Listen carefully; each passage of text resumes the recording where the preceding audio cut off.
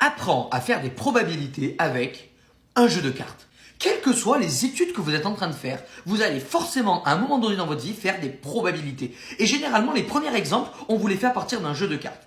Je me suis rendu compte que mes élèves ne connaissaient absolument rien sur un jeu de cartes. Comment il était constitué, quelles étaient les familles qui étaient représentées. Donc, à partir d'un simple jeu de cartes, je vais tout vous expliquer. Le jeu de cartes avec lequel je vais travailler est un jeu de 52 cartes. C'est la Fédération française de bridge qui me les a envoyés exprès pour cette vidéo.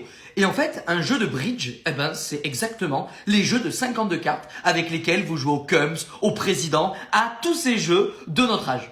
Voici la composition d'un jeu de cartes. Il s'agit de 4 familles. Le trèfle, le cœur, le pique et le carreau. Et ensuite, ça va de l'as, du 1 jusqu'au roi.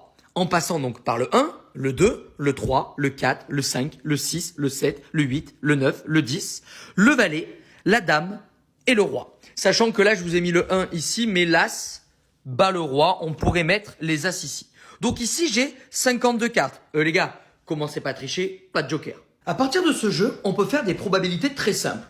Par exemple, dans les sujets de brevet, parfois de bac, on peut vous demander quelle est la probabilité de tirer, par exemple, un carreau quand on tire au hasard une carte dans un jeu de cartes. Je vous montre tout de suite ce que ça donne.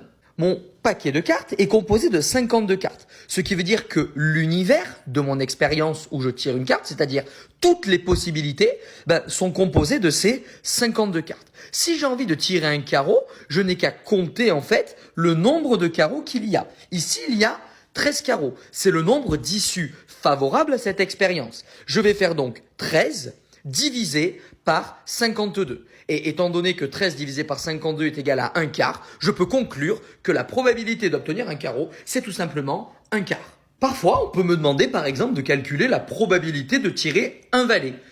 Comment on va faire?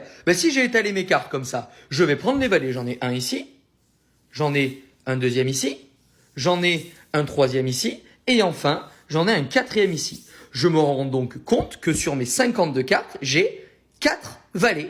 Ce qui veut dire que la probabilité de tirer un valet, c'est 4 sur 52. On peut simplifier et on obtiendrait un 13e. Bon, par contre, maintenant, c'est un peu à vous de jouer. Parce qu'à partir de ce jeu de bridge là, vous allez me dire quelle est la probabilité de tirer le 7 de cœur.